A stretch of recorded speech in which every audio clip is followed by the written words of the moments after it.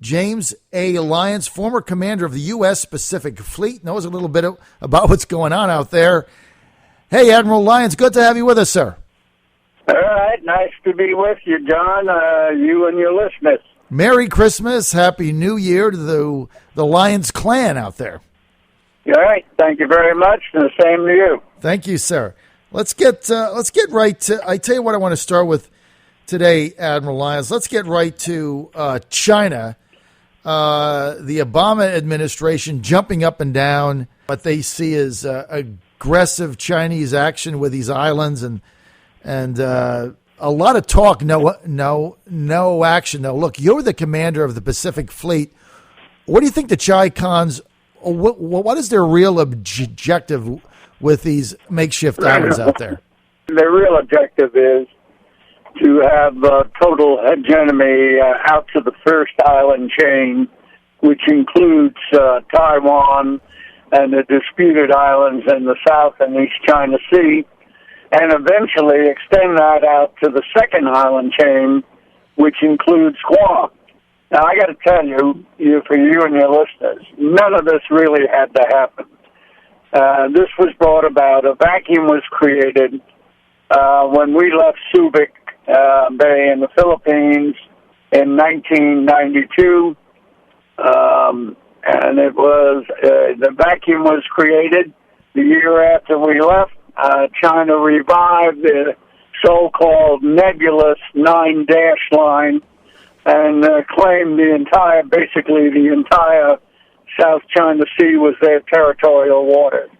And I've got to tell you, over 50% of the world's maritime traffic go through this critical sea route in the world. And it's certainly, it's fundamental to what the United States Navy has stood for over 238 years, freedom of transit, freedom of navigation, and it's a cornerstone of our policy. So the illegal and aggressive claims and the manufacturing of islands by disturbing the traditional fishing grounds of the nations in the region really has to be contested. So, Admiral Lyons, when you say really has to be contested, and we understand the vacuum created, it seems like there's been a lot of vacuums, whether it's Iraq, Afghanistan, and now, as you mentioned, that portion of the Pacific in 92. So what should we do now? I mean, President Obama is rattling the saber. What we should do now, John, we should be, we've just signed off on an arms package for Taiwan. It's long overdue. It's the first one in 4 years. But we also need to provide additional modern equipment, not only to Taiwan, but to the Philippines as well. And that includes, for the Taiwanese, we should be considering fifth-generation aircraft. And for your listeners, that's the F-35. Even if Taiwan only buys 5 or 6 of them, that gets them moving in the right direction. The Philippines, and also one other thing for Taiwan, they started their own, under George W. Bush, he promised the Taiwanese he would provide them with 8 conventional submarines. He never did deliver.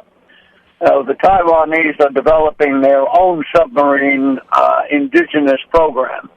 And what we should be doing is providing the key material and technical support to make those submarines as effective as possible. That would be one of the greatest deterrents to China mounting an amphibious operation to offensively take over Taiwan. And just so your listeners know, we always considered Taiwan and its strategic position the equivalent of free carrier battle groups. This is not to be underestimated. In the same way, we should be providing more modern and equipment to the Philippines, and we should be doing more exercises, including amphibious type of exercises on some of those islands that belong to the indigenous neighbors. Like, for example, what China is doing on Mischief Reef, which is in the Philippines, that they built actually a port and an airstrip there. And that's over 600 miles from the Chinese coastline. But it's only 100 miles from the Philippine coastline. It's well within the Philippines' economic zone. So it's this continuing bully and aggressive tactics by China, which must be confronted. It's unbelievable. We're with retired Admiral James A. Lyons. He's the former commander of the U.S. Pacific Fleet. Admiral Lyons, could you share with our audience now the nature of our defense treaty with Taiwan, and if they were ever to come under direct siege by the Chi-Coms, what are we really obligated to do?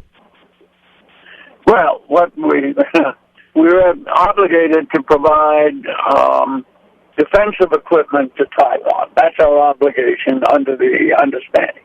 We do not have a mutual defense treaty with Taiwan in the same context as we do with the Philippines. We do have a mutual defense treaty with the Philippines, and that is a binding treaty. So if the Chi-Coms were to decide one day that it was time for them to overtake Taiwan militarily, we have really no binding agreement. Now, I remember Reagan during the Cold War said any attack on Taiwan that he would defend them. I've not heard anyone else say that, but basically the Chi-Coms could go in there and it would be up to them, and obviously it would be a matter of time. Of course, even when Clinton was the president, Chi-Coms were acting in ways that were not helpful. And we deployed 2 carrier battle groups into the Taiwan Straits, which sent a very fundamental signal to the Chi-Coms that we were not going to idly stand by. So, actions like that, and that's why it's so important that we have maintained a recognized warfighting capability. And of course, in the Navy today, we're down to 272 ships.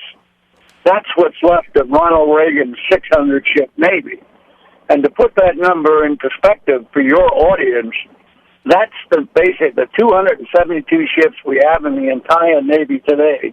It's what I've had under my command of the Pacific Fleet.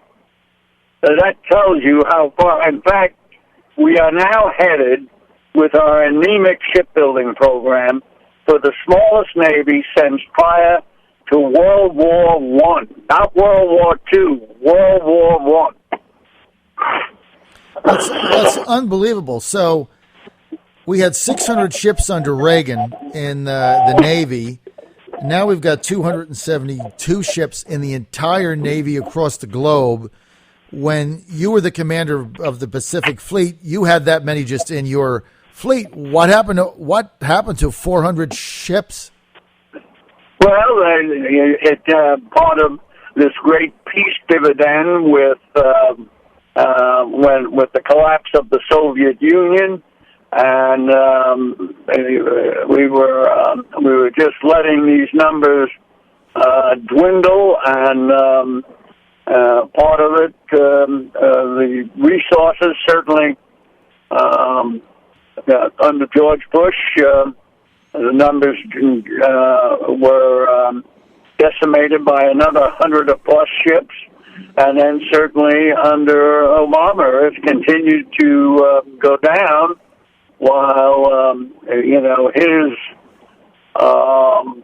unilateral disarmament of our military should not go unnoticed. Certainly, sequestration was the perfect storm for the Obama administration. And what sequestration did to our military, what it does, it decimated it. It's over $1 trillion cut from the defense budget, which in a matter of 10 years, And, defense only represents roughly a little bit more than 17% of the federal budget. But under sequestration, defense was required to absorb 50% of the cuts. Now, I have to tell your audience that sequestration was an Obama administration initiative. That should tell you all you need to know.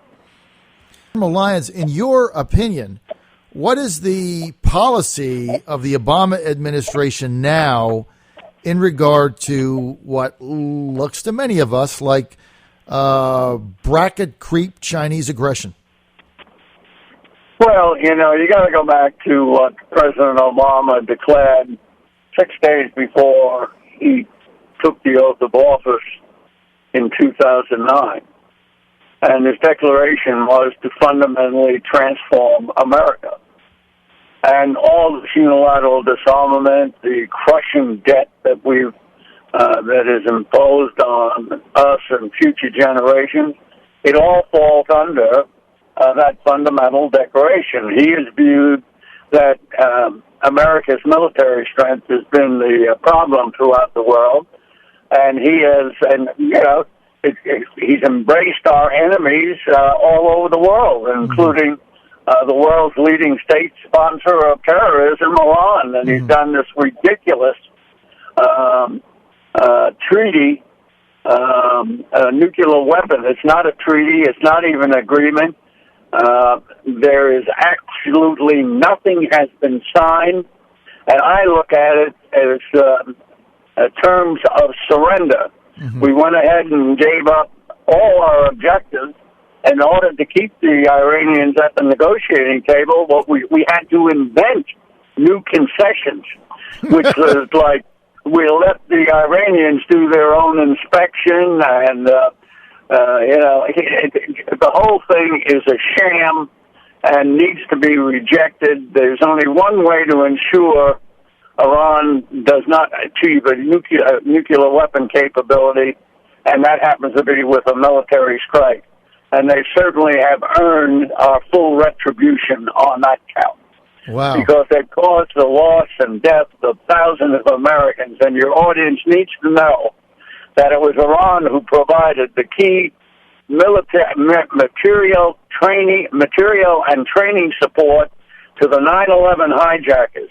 And without that support, that attack could not have been carried out, and 3,000 innocent Americans who were doing nothing more than going to work would be alive and walking around today. Unbelievable. And yet we negotiate this deal where they get $150 billion to export terrorism around the world. It's incredible. Admiral Lyons, looking at the Republican presidential field, is there a particular candidate or candidates that you favor right now? Well, let's put it this way.